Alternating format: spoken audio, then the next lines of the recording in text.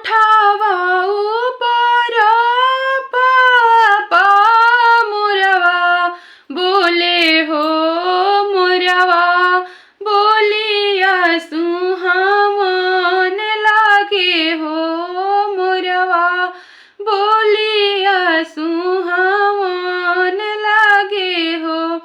आजू के रतिया पापा जगल रही हो आजू घरवा चोरिया हुई है हो आजू घरवा चोरिया हुई है हो।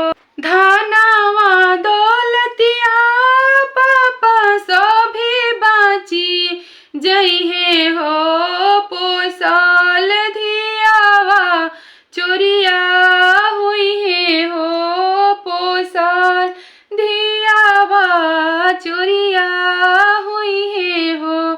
कोठावा ऊपर चाचा मुरवा बोले हो मुरवा बोलिया सुहावा लागे हो मुरवा बोलिया सुहावा न लागे हो।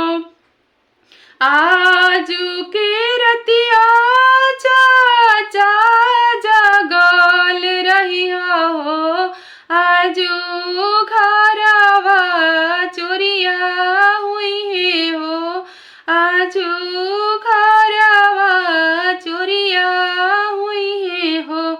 कोठावा ऊपर भैया मुरवा बोले हो मुरवा बोलिया सुहावन लागे हो